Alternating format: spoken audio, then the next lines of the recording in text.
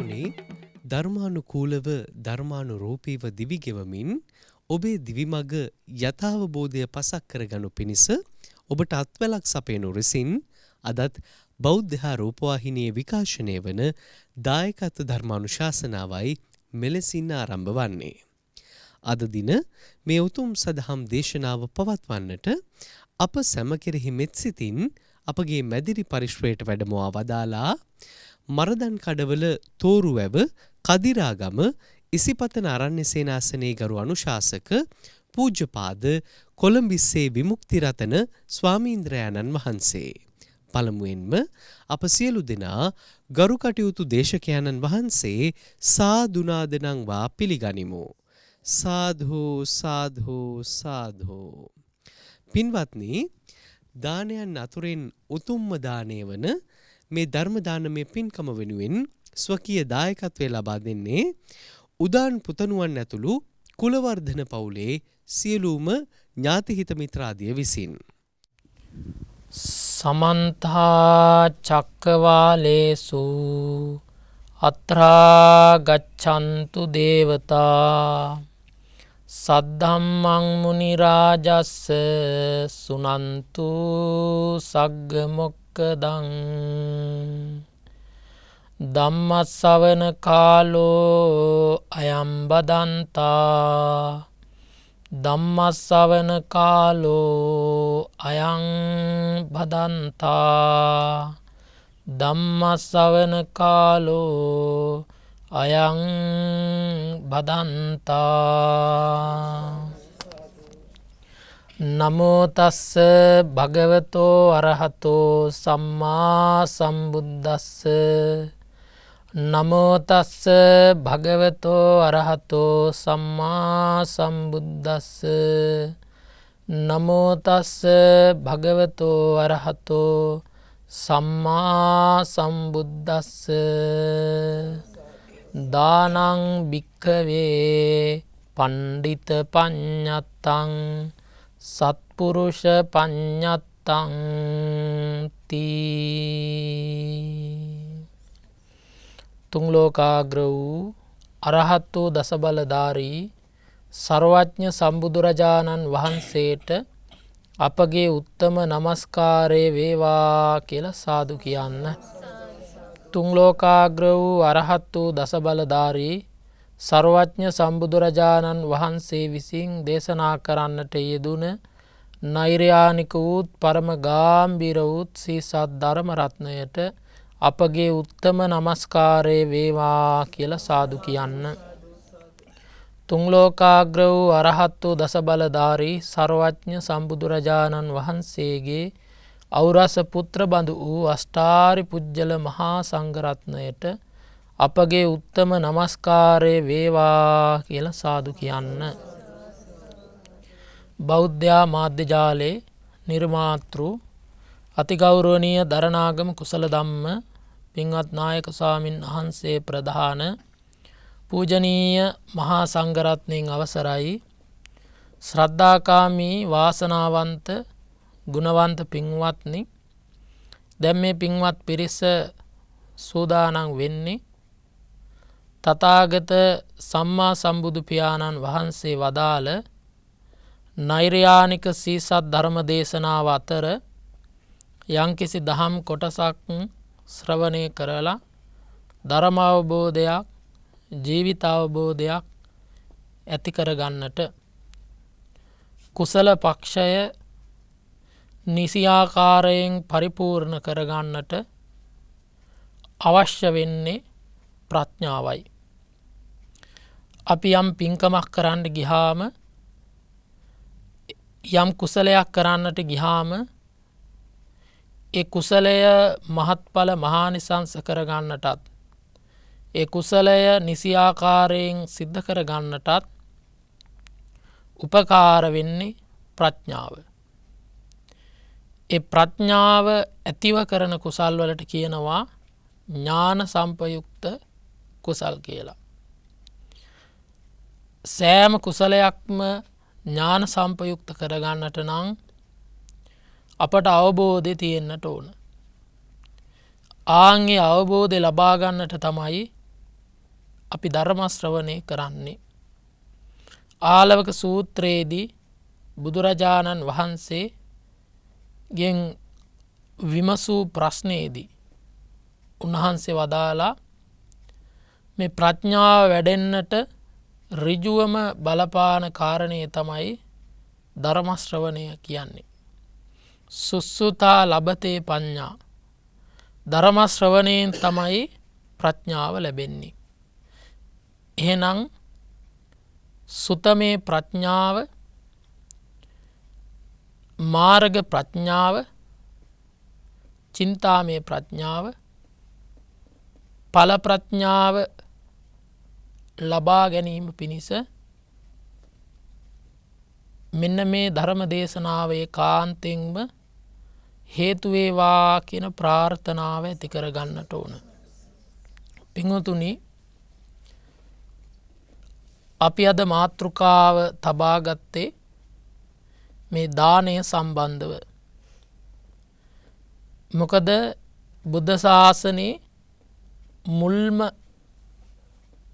අඩිය තමයි, මුල්ම කොටස ආරම්භය තමයි දානය කියලා කියන්නේ. දස පාරමිතාවල පළවෙනි එක දාන පාරමිතාවයි. දස පුණ්‍යක්‍රියාවල පළවෙනි පුණ්‍යක්‍රියාව දානමය පුණ්‍යක්‍රියාවයි. සතර සංග්‍රහ වස්තුවල පළවෙනියට තියෙන්නේ දානය. ත්‍රිවිධ මහා පින්කම් වල තියෙන්නේ දානය. එතකොට මේ දානය කියන කාරණේ හැමතැනම මුලට යෙදිලා තිබෙනවා. ඉතින් මෙන්න මේ දානය කියන කාරණය පිළිබඳව හරියට අඳුනා ගැනීම තමයි මේ ධර්ම දේශනාවෙන් අපි සිද්ධ කරන්නේ. දානය කියන්නේ දීම, අත්හැරීම, තමා සන්තකයේ තියෙන දෙයක් සතුටු සිතින් අන්සතු කිරීම තමයි දානය කියලා කියන්නේ. දීම. අසතුටු සිතින් දෙන දේ දානයක් එහෙම වෙන්නේ නැහැ. තමන්ගේ කෙනෙකුට දෙන දේ දානයක් වෙන්නෙත් නැහැ. මොකද එතන දීමක් නෙවෙයි තියෙන්නේ. එතකොට තමා සන්තකයේ තියෙන දෙයක් සතුටු සිතින් පරිත්‍යාග චේතනාවෙන් දෙන අන්සතු කරනවා නම් අන්නය දානය. එතකොට පින්වත්නි, බුදුරජාණන් වහන්සේ මේ ශාසනයේදී මේ දාන විවිධාකාර වශයෙන් කොටස් කරලා තිබෙනවා. විශේෂයෙන්ම දාන පහක් තියෙනවා. පළවෙනි දානය තමයි ආමිස දානය. දෙවැනි එක ශ්‍රම දානය. තුන්වෙනි දානය තමයි පරමත්ත දානය. හතරවෙනි එක අබේ දානය. පස්වෙනි එක ධර්ම දානය කියලා. එතකොට ඔන්න දාන පහක් ප්‍රධාන වශයෙන් අපට විද්‍යාමාන වෙනවා. අපි ඔන්න ඔය දාන වර්ග පහම මේ ජීවිතේ පුරා ගන්නට ඕන, දෙන්නට ඕන. ආමිස දානය කියලා කිව්වහම මේ ඇත්තන්ට එක වැටහෙනවා. තමා සන්තකයේ තියෙන දෙයක් අන්සතු කිරීම දානයේ හැටියට මතක් කළා. ඒ අතර දාන පිළිගැනීම අතර ශ්‍රේෂ්ඨම මහා සංගරුවන උදෙසා දෙනවා නම් චීවර, පිණ්ඩපාත, සේනාසන, ගිලාන ප්‍රත්‍ය යන සිව්පසය දන් දීම ආමිස දානයට තමයි ගැනෙන්නේ. ගිහි ඇත්තෙකුට නම් ඇඳුම් පැළඳුම්, වාසස්ථාන, එවැගේම බෙහෙත් හෙත්, ආහාරපාන නොයෙක් විදිහට දෙනවා නම් අන්න ඒවා ආමිස දානයට අයිති වෙන්නේ. දැන් එතකොට අපි මේ ජීවිතේ වැඩියෙන්ම කරලා තියෙන්නේ මෙන්න මේ ආමිස දානය. බොහෝ දෙනෙක් මේ ආමිස දානය දීලා තියෙනවා. ආහාරපාන බොහෝ සෙයින් දෙනවා.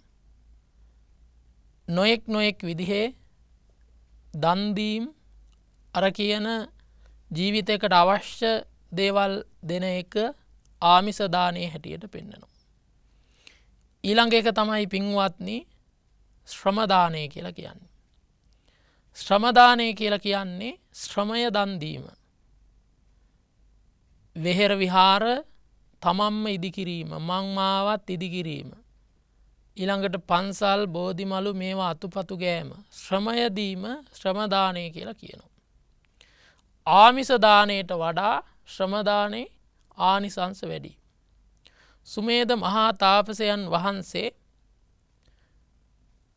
දීපංකර පාදමූලයේදී දීපංකර බුදුරජාණන් වහන්සේ උදෙසා ශ්‍රම දානයක් තමයි සිද්ධ කළේ.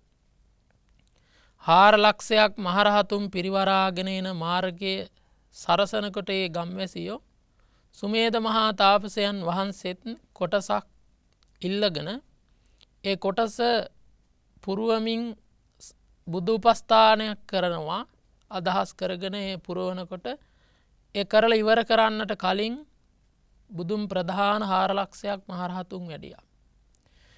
ඒ වෙලාවේදී මං වගේ කෙනෙක් ඉද්දි බුදුන්ගේ මහා සංඝරත්නේ මඩ ගෑවෙන්න දෙන්න බෑ කියලා ජීවිත පරිත්‍යාගයෙන් ලෞතුරා බුදු බව ප්‍රාර්ථනා කරගෙන අර මඩ ගොඩ ඉදිරියේ උඩ දිගා වුණා කියලා සඳහන් වෙනවා. අන්න එතකොට ඒක තමයි ශ්‍රම දානය කියලා කියන්නේ. එතකොට අපි පුළුවන් තරම් මේ ශ්‍රමය දන් දෙන්නත් ඕන.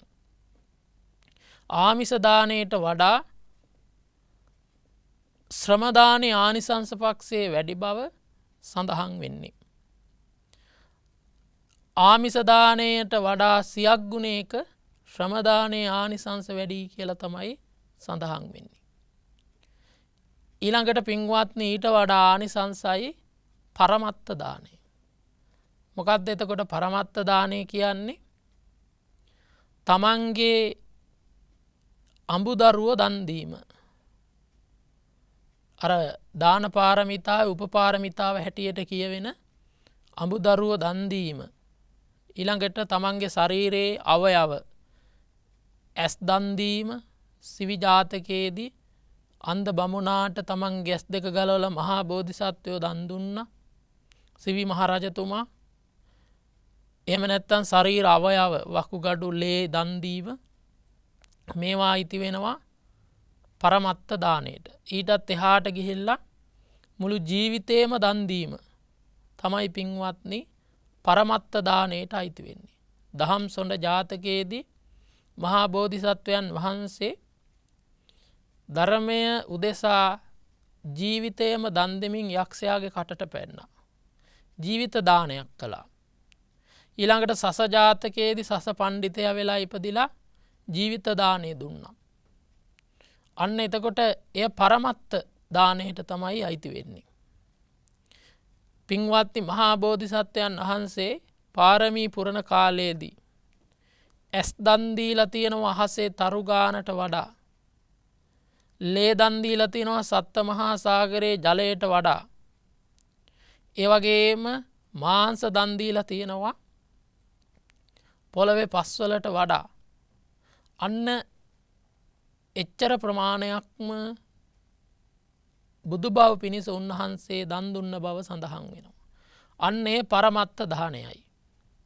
එතකොට පින්වත්නි ආමිස දානයට වඩා ශ්‍රම දානේ ආනිසංසයි, ශ්‍රම දානයට වඩා පරමත්ත දානේ ආනිසංසයි. පරමත්ත දානයට වඩා ආනිසංසයි අබේ දානය. අබේ දානය ගැන ඔබ දන්නවා. අබය කියලා කියන්නේ බය නැහැ කියන එක අබයයි. ඒ කියන්නේ දැන් මරණ බියෙන් ඉන්න සත්වයෙක් ආන්ගේ මරණයෙන් ගලවා හැරීම, ඒ මරණ බියෙන් අයින් කිරීම අබය කියලා කියනවා. එතකොට මරණයට කැප වෙලා ඉන්න ගවයන් නොඑක් සත්තු එයින් නිදහස් කරලා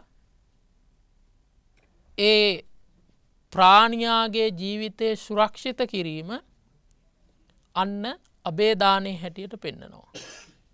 එතකොට පින්වත්නි අබේ දානය පරමත්ත දානයට වඩා ආනිසංසයි කියලා සඳහන් වෙන්නේ. ඊළඟ එක තමයි ධර්ම දානය. ධර්මයේ දන් දීම ධර්ම දානයයි. දැන් මේ පින්වත් පිරිස මේ බෞද්ධ රූපවාහිනිය ඔස්සේ මුළු මහත් ලෝකයේම ඉන්න බෞද්ධ ජනතාවට බණහන්ට දායකත්වයේ සපයනවා. සබ්බ දානං ධම්ම දානං ජිනාති කියලා කියන්නේ. සියලු දානයන් අතර ශ්‍රේෂ්ඨ වෙන්නේ දිනන්නේ ධර්ම දානයයි. එතකොට මේ පින්වත් පිරිස ධර්මය අන්හට අවබෝධ කරගන්නට ඒ ධර්මය දියුණු කිරීම නැත්තම් ධර්මය ප්‍රචාරය කරවීම ධර්ම දානය. ධර්ම දේශනා සංවිධානය කිරීම, ඒ වගේම ධර්ම දේශනාවල දායකත්වයේ දැරීම, ඒ වගේම ධර්මය ලෝකේ පුරහා ප්‍රචාරය කරන්නට කටයුතු කිරීම. ධර්ම චක්‍රය දියත් කිරීමට කටයුතු කිරීම. එදා ධර්මාශෝක මහරජ්ජුරුව බුදුරජාණන් වහන්සේගේ ධර්මය මුළු මහත් ලෝකයටම ප්‍රචාරය කරන්නට අප්‍රමාණ වෙහෙසක් ගත්තා. ධර්ම දානමය මහා පින් කරගත්තා. එහෙනම් පින්වතුනි දානයන් අතර ශ්‍රේෂ්ඨම වෙනවා මේ ධර්ම දානය කියලා බුදුරජාණන් වහන්සේ වදාලා. එතකොට ඔන්න ඔය දාන පහම අපි මේ ජීවිතයේදී සම්පූර්ණ කරගන්න ඕන. තථාගතයන් වහන්සේ වදාලා දානම් භික්කවේ පණ්ඩිත පඤ්ඤත්තං. මහණෙනි මේ දන් දීම කියන එක පණ්ඩිතයන්ගේ පැනවීමක් කියලා කියනවා. සත්පුරුෂ පඤ්ඤත්තං සත්පුරුෂයන්ගේ පැනවීමක්. ඒ කියන්නේ මේ ලෝකේ යම්තාක් පණ්ඩිතයන් ඇද්ද සත්පුරුෂයන් ඇද්ද නුවණැත්තන් ඇද්ද එන්නේ නුවණැත්තන්ගේ ඥානවන්ත ක්‍රියාවක් උතුම් ක්‍රියාවක් හැටියටයි මේ දාණය පෙන්වන්නේ. එතකොට මෙතන ඉන්න ඔබ මේ දාන පහම මේ වෙනකොට දීලා ඇති. පින්වත්නි ඊළඟට තථාගතයන්න් වහන්සේගේ දේශනේ අන්තර්ගත වෙනවා මේ දාන පහට වඩා තවත් දාන ටිකක් තියෙනවා. ඒ දාන ටිකත් අපි අවබෝධ කරගන්න ඕන. පින්වතුනි ආමිස දානයට වඩා ශ්‍රම දානයට වඩා පරමත්ත දානයට වඩා ආනිසංසයි කියනවා. බුදුරජාණන් වහන්සේ වදාරනවා මේ ප්‍රාණඝාතයෙන් වැළකීම දානයක් කියලා. අදත්තා දානයෙන් වැළකීම දානයක්. කාම මිච්ඡාචාරයෙන් වැළකීම දානයක් කියනවා. මුසාවාදයෙන් වැළකීම දානයක් කියනවා. සුරාපානයෙන් වැළකීම දානයක් කියලා කියනවා. එතකොට මේ ටික කොහොමද දානයක් වෙන්නේ කියලා බලමු. ඒ කියන්නේ යමෙක් පන්සිල් රකින්නවා නම් එයා දානේ උපරිම තලයේ තමයි ඉන්නේ. දැන් බලන්න ප්‍රාණඝාතයෙන් සත්වයක් ඝාතනය කිරීම නැත්තම් මරණාසන්න දුකකට පත් කිරීම තමයි සිද්ධ වෙන්නේ. එතකොට දාණයෙන් කරන්නේ යමක් ලබා දීම. දැන් ප්‍රාණඝාතයේ යෙදෙනවා නම් ඒ සත්වයාට මරණය ලබා දෙනවා. ඒතර ප්‍රාණඝාතයෙන් වෙන් වෙනවා කියන්නේ අන්න අර මරණයෙන් ගලවනවා. එතකොට මේ මරණයෙන් නිදහස් කිරීම මහා දානයක් හැටියට බුදුරජාණන් වහන්සේ වදාරනවා. එහි ආනිසංස පක්ෂය කියනවා මේ මුළු පෘථුවියම වැහෙන්ට රත්තරණින් දැලක් හදලා මුළු පෘථුවියම වහනවා. රත්තරණින් දලක් හදලා පෘථුවිය වහනවට වහලා දානයක් දෙනවට වඩා ප්‍රාණඝාතයෙන් වැළකීම ඊට වඩා ආනිසංස වූ දානයක් කියලා කියනවා. එහෙනම් අපි සත්වයන් ඝාතනයෙන් වෙන් වෙනවා නම් සත්වයන්ට කරන හිංසාවෙන් වෙන් වෙනවා නම් ඒක මේ ලෝකයේ තියෙන ශ්‍රේෂ්ඨම දානයක් කියලා කියනවා. එහෙනම් ආමිස දානේ දුන්නට වැඩක් නැහැ. ප්‍රාණඝාතයේ දෙනවා නම් ඒ දාන හීන දාන හැටියටයි පෙන්වන්නේ. එහෙනම් ආමිස දානයට වඩා මෙන්න මේ ප්‍රාණඝාතයෙන් වෙන්වීම දානයක් හැටියටයි බුදුරජාණන් වහන්සේගේ ධර්මයේ සඳහන් වෙන්නේ. එහෙනම් ඔබ අර කිව්ව දානයන්ට වඩා අග්‍රානිසංස ලබන්නට නම් ඊට වඩා දීම පරතරයට යන්න නම් ප්‍රාණඝාතයෙන් වෙන් වෙන්න. ඊළඟට බලන්න සොරකමින් කරන්නේ අන්සතු දෙයක් දැහැ ගැනීම, කඩා ගැනීම. එතකොට අනුන්ගේ දෙයක් තමන් සන්තක කිරීම හොරකම හැටියට කියනවා. දැන් එතකොට අන්සතු දේවල් නොගන්න එක දානයක් හැටියට කියනවා. ඇයි අන්සතු දේවල් නොගන්න එක දානයක් වෙන්නේ? අන්සතු දේවල් කෙනෙක්ගෙන් පැහැරගත්තට පස්සේ යා මහා දුකකට, පීඩනයකට, අසතුටකට පත් වෙනවා. එතකොට ඒ සොරකමෙන් වෙන් වෙනවා කියලා කියන්නේ ඒකත් දීමක්. එතකොට සොරකමෙන් වෙන් වෙන එක මහා දානයක් කියලා කියනවා. එතකොට එදා මේ ලෝක